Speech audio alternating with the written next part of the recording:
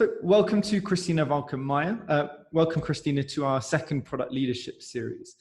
For anybody that doesn't know, Kristina is Chief Product Officer at Bitvala, lot of experience in mobile, previously at Zalando N26 as well. So someone with a lot of expertise, someone definitely to heed your advice when it comes to product leadership. Hi, Kristina, sorry. Hi, yeah, I'm super happy to be here. Thank you for the invite. Awesome. So Kristina, just to sort of give you a recap on this series, like so far we've talked a lot about tactics for leveraging customer insight, right? You know, how do you run usability tests? How do you run discovery calls? These kinds of topics. But one thing we haven't covered, and I think would be really interesting, is, you know, you as someone that's very senior and you've worked in large organizations like Zalando and N26. So first question from my side would be, how do you see customer insight on these sort of higher levels, right? When it comes to vision, strategy, like any process you have there for shaping vision and strategy, for example? Yeah, and that's a good one. Yeah, how I usually try to think about it in my head, like kind of the mental framework that I've created for myself is like a little bit like a triangle, right? Mm-hmm. So on the very top, you basically have the vision where you want to go as a company. And this probably also entails like a step below how you want to make money. But then in order to understand like how you actually like want to bring your vision to life and make money, you need to think of like what are the large customer problems actually that you want to solve.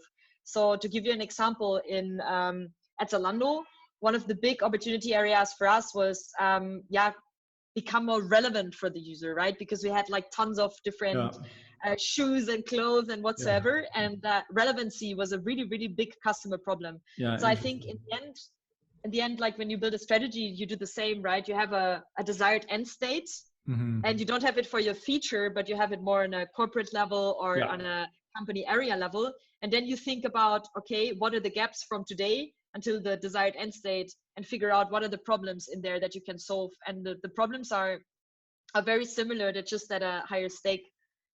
Yeah, this is such a topic I've been thinking a lot about. Like, I'm working on a book on product strategy, and it's just a gap that I see is very few companies understand the need to focus on, let's say, like one specific point of value. So, you know, in your case, relevancy, not just saying like, let's try and do a bit of everything and, you know, give people all of the clothes possible.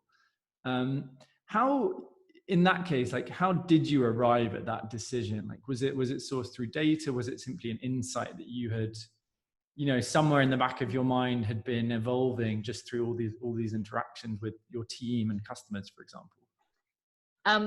So how we currently, for example, do it is, again, like we have an idea on where we want to be as a company, like where Bitvala wants to be in like 2 to 3 years. And then we basically define the big gaps, and the big gaps are, we call them the strategic pillars for us in order to move towards that direction.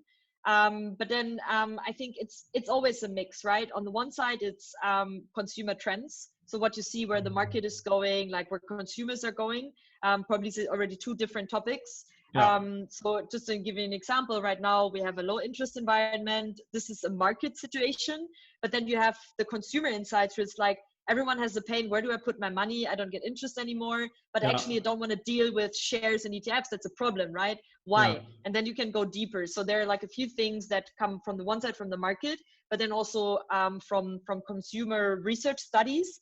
So often it's also a good first step to really do a desk research and like figure out like, okay, what are the big consumer trends when it comes to investment, for example, or when it comes to fashion shopping. So I think it's a mix of both. But then, of course, you also have a look into your own target group, and you try to figure out what is making their lives easy or what is making their lives difficult at the moment, and you try to combine it. So I think it's there's not one point to start. I think there's a mix of market understanding, there's a mix of customer trends or consumer trends, there's a mix of like pain points of your own customer group, and maybe you define a new customer group if you want to grow, and then you also need to learn why is that not your customer group at the moment. So these are not nitty-gritty, you know, product squad or product team level problems. These are the really big problems, and this is how you can approach it. And I think it's often driven by product, but I think in general, it's a mix of probably the marketing team is involved in that. The product team is involved in that. The tech area might even be involved in it, because they're also, you know, they are very savvy about tech trends. I'm not a big fan of like just implementing tech trends, but these tech trends are coming from somewhere, because normally there's a tech trend that might also solve a larger problem. Understanding these things can help you as well to inform your strategy. Relevance is a good example there, isn't it, with the tech point. It also just it hints at this. I'm really glad you sort of raised these points, because there's a problem that I see a lot in product where, it's very easy for people to say like, oh, just listen to the customer, build what the customer wants. Like, yes, that is important, but also there's this business element of it. And I think that's missed in product. It's missed in product design, particularly. It's not just about the user, it's really about the customer, because ultimately he needs to be making money for the business to be, to fuel its own growth and ultimately sustain itself. And I think it's a hard, nuanced point. I think you only pick up maybe the more senior you are, that, this balance, as you said, it's like, yes, we want to be looking at customer data, but also we need to ultimately plant a flag where we believe we should be going. And maybe no customers have said that. Maybe, we might seem wrong for a period of time, but ultimately we need to, work out what that balance is. And I'm not sure, as a teacher of product, how do you best communicate that to people? So I don't know if there's any, as you said, are there any frameworks you use, or is it simply a decision that evolves within a mutual understanding that we need a clear strategy in place, right? Of what we're going to focus on and what we're not going to focus on. I think the first one is to really get everyone on board how you grow a company, because I think that's the first part that a lot of people do not understand, right? If you want to grow as a company, what you can do is you can just keep the same customer base and the same product, and you just do super aggressive marketing, right? So then you try to get more out of the current group, but it's actually at some point very hard, and the market is saturated, so to say. What you can do then is that you basically stay with the same target group, and you like offer more different products that could be relevant for them. So at least you could grow your revenue. Then as the next step, you could say, no, I stay with the current product, but I want to also reach a new target group. So for example, if you currently only serve more a technical target group, you could open up yourself to a more, mainstream target group, or a more diverse target group, and so on. So you don't touch the product itself, you just market it differently, or you put it in a different package. And then you could do diversification, which basically means, hey, we want to reach a new target group with a new product line. So that's the most risky one. But this is the first thing where you usually should tell your employees also, look, this is the way where we want to go. As a first understanding point. And then as a second step, you can say, hey, in order to reach a new target group, for example, we need to learn, like, this is the target group we want to reach, and they have those problems. And then again, if this is more or less clear, you can hand this to the teams so they can figure out what are the detailed problems. So, and I think this is how I would usually go about it, because you always should start with, where do you actually want to head? And this could either be based on a vision, this can be based on a growth strategy that you do have in mind, because I guess most companies want to grow. Or some companies actually also want to become profitable, right? And then you would go differently about it.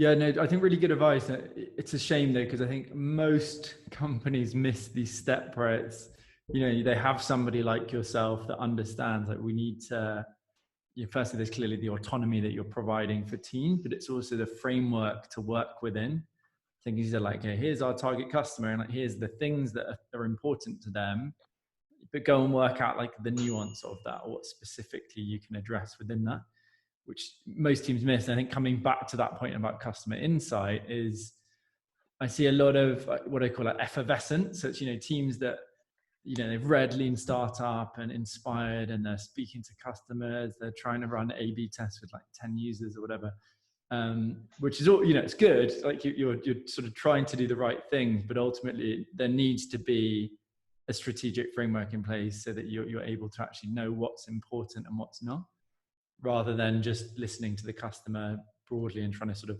serve every need that comes up there.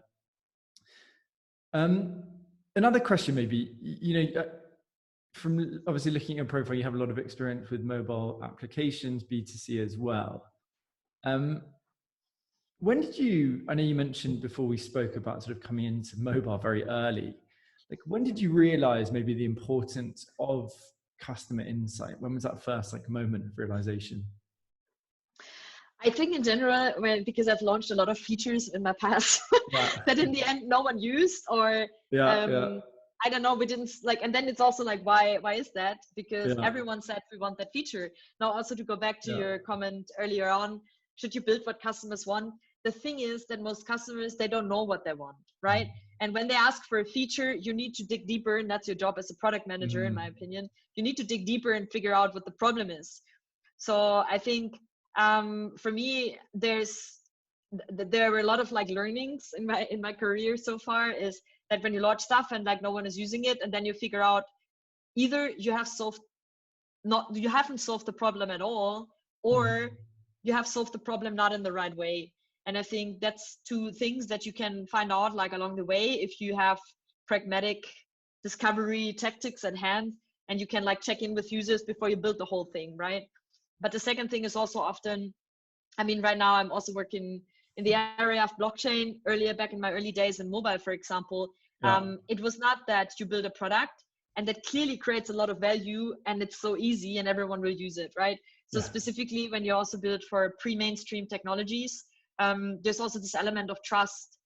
So it's not enough that you just build a great product that would solve a problem if you haven't solved this trust topic at all. And I think this is all things that you need to understand while, like, before you start building, before you like, or while you have prototypes and so on.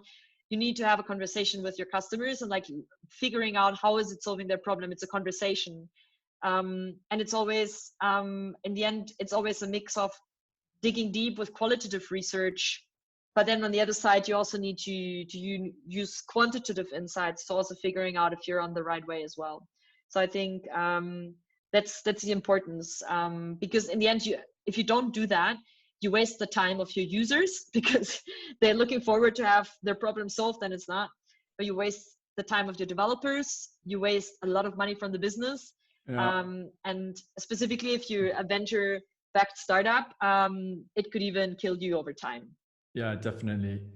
I mean, it's a really interesting topic because, you know, devil's advocate would say, like, yes, you know, everybody theoretically understands, right? Look at quantitative data and speak to customers, you're gathering qualitative. In many situations, like product people lack the autonomy or know-how maybe to sort of gather data, right? Or either they're in a company which just does not value data, or they're just not sure where to start. What advice would you give? You know, what do you feel is like this lowest effort, highest impact place to start in terms of working out what customer needs might be? I always hear this that the companies don't support that someone like, you know, just use qualitative or quantitative data. I have to say, maybe I've worked in different places, but I cannot even imagine that someone would go to a product manager and say, I don't want you to bring customer insight. I just have a hard time to believe that. What is possible is that these companies don't have a user research lab, they don't have a user researcher function in place, or they don't want to spend a lot of money on that, or they don't want the product managers to go into the research trap for 6 months without doing anything else. I think this is rather the problem that a lot of companies do have. And that's why I think it's our job as product people to show them, look, research can be done super pragmatic. I'm still delivering on the features that we're currently developing. It's done in parallel. And it's done in parallel at a very cheap way, and it doesn't cost us a lot of time, and it can be quick. And I think now the question is, how can you do that? That's what you asked. So I think the first thing is always that you start like speaking to people in your own friend circle that might be a potential target group, right? So right now, I in my example, I can tell you as well, right? I mean, we're now working in the fintech area. So of course, I talk to a lot of my friends. It's like, hey, do you invest money? Like, do you invest in Bitcoin? Do you invest in ETFs? Like, why? Why don't you do it? So I just talk to my friends, and already like this gives me a lot of first insights, and this is not very hard. And like in the startup where I am, and when I joined, everyone told me also we don't have budget for user research. But then like we just also invited everyone in the company, invited friends and family or whatsoever, and we ran usability tests with them. You know, there are cheap ways where you can start. And I believe if you really want it and you ask a few colleagues, you can get 10 people in by tomorrow without a lot of effort. That cuts, sorry to interrupt, that cuts to the core of the problem to me. It's like, if you want to. And ultimately, there's a question around product and product leadership. And it's like, is it for everybody? Right? Because clearly it's like you need intrinsic motivation. Some people are in situations where they're just super demotivated, like bad boss, bad company, bad product, like quite hard to motivate yourself. But I also believe that a lot of it comes down to, I think, as you've touched upon, like the will to do it, because you don't need, there's not a narrative saying like you have to do product research in a, you know, really, really detailed, objective way, right? Where you have a lab set up, you've got, you know, user research team, et cetera, et cetera. That's not what actually most product people would suggest. So ultimately, you know, as I see it, it comes down to will or fear of, you know, starting a conversation. And I think maybe it's a good, you know, good piece of advice is, as you touched upon with the example, it's like, you know, how do you just go down the path of least resistance? Like, starting with friends, for example. Googling. I think Google is your friend. So for example, when at Zalando, I once took over we called it the loyalty team. So that was Zalando Plus. It was like the Amazon Prime of Zalando. And during my first week, I really dedicated 2 or 3 hours of just Googling the word loyalty. What does it even mean, right? So what does loyalty mean between two people, between a relationship? What does it mean with friends or with your partner, with your family, and so on? Just to get to the core of this, like what is the meaning behind it? And I think through that, for example, I then found like really, really nice researches on like why people use loyalty programs and why not, what are current trends and so on. And through that, I ended up in like researching consumer trends and so on. You know, this is also, I mean, it's also to a certain degree consumer insights, and you can learn a lot from it. And then based on that, you have a starting point, right? I think it's all about a starting point. Once you start, you're in the flow, and it actually, you know, okay, now I have this piece of thing, and then now I invite like 5 to 10 people. But just inviting people for the sake of inviting people and talking to someone, you need to have a plan. Like, what do you want to find out, right? And these things you will figure out once you start getting active and do something. And I think when you're really, really stuck, think of some terms that are related to the thing you want to solve and start Googling, because it's still a good way to start. Because I also believe there's so many books about like, how do you do the proper research? You need to have this full staff team of like 10 disciplines and so on. Like, no, you don't have to, right? In the end, you can do it by yourself. Just lock yourself in a room for a while. And I think this is, and then what I also hear often is, I don't have time for this because we have to deliver these features. Like once the tech team is working, in my opinion, you have a stand-up and you have a grooming and you have a planning session, and that's it. And the rest of the week, you should actually work and plan ahead. And this is where you do this work. And I think Google is your friend in that. And then because if you drive innovation, you cannot look into historic data. This is not how you drive innovation. You need to understand pain points and needs, and then you can maybe leverage new technologies and so on. But innovation is not being done by looking back. Innovation is like understanding current pain points and then looking forward. Yeah, that's really good advice. Almost that sort of shows like a thread that I've seen in this conversation, and seems to be a thread in your work of, you know, firstly, the big difference between leadership and management, right? Is you just go and do it. Like, there's a myth I feel where it's like product manager, your role is to aggregate the views of everybody. Right? So I think actually you need to go and plant the flag and then inspire everyone to sort of go in that direction, which obviously seems to be how you approach it. I think also just that idea of smart work. And, you know, as you said, there lots of research has been done, like go and find it and then use that as a framework to make decisions. I think one counter argument that I would say there is, you know, we work at Product, we work with like junior to senior PMs. I think actually a lot of people have not stretched that like insight muscle. So we suggest actually you start by saying, okay, here's this niche broadly. I have a rough idea of what the core problem might be, but I'm going in there very sort of open just to, you know, get through 5 user interviews and then use that to direct more specifically where we might go. the reason why we do that is I think that many people just haven't stretched that muscle enough. Like, so for you, it's easy. Yeah. You've been in the game for 10, 15 years, whatever. Yeah. So that's how we suggest it. I do agree that ultimately you want to be able to go and like find a unique insight by looking ahead and then go and use that as a framework for the validation work that you're doing. Yeah. Exactly. Yeah. And I think it's also, if you maybe in the beginning of your career, speak to people, look what your colleagues are doing, for example, because there's usually in every product team, you know, there's someone who's like very intrinsically interested in like this discovery topic and learn more. Talk to those people and also learn from them. And I think having a learning mindset and never get like tired of asking how others are running it, because you get super inspired if you see what others are doing. And I think also look into other practical examples, how other companies are doing. What I really liked, there's a concept called the curve of truth. Do you know it? No. If you, and it's basically tells you on the y-axis how probable the information is, and then on the right axis it tells you the different discovery techniques that you could use. Right. The first one is an interview. The first one is basically an interview, and it tells you if you speak to someone, they tell you something, but you never know if they're going to buy the product or if it's really true. So the truth is very low. And then like if you run a design prototype, which is already a bit more effort, but you actually see already how they interact with it. So it's more true, so to say, what they tell you about the product. And then ultimately an A/B test is the ultimate truth, but it's also requires a lot of effort. But then basically this is how people are really using it. And I think this is maybe also a great concept for people who are new to the topic, to see there are different techniques. And maybe you start with an interview, it's just a conversation. Then as the next step, you can run, for example, if you want to test interest of something, just run a Google AdWords campaign. You also learn a lot about that. And so on. So I think these are also great techniques how to start validating things before you actually build. But you should be aware, right? Talking to users, it's never listen to them what they want, like what features they want.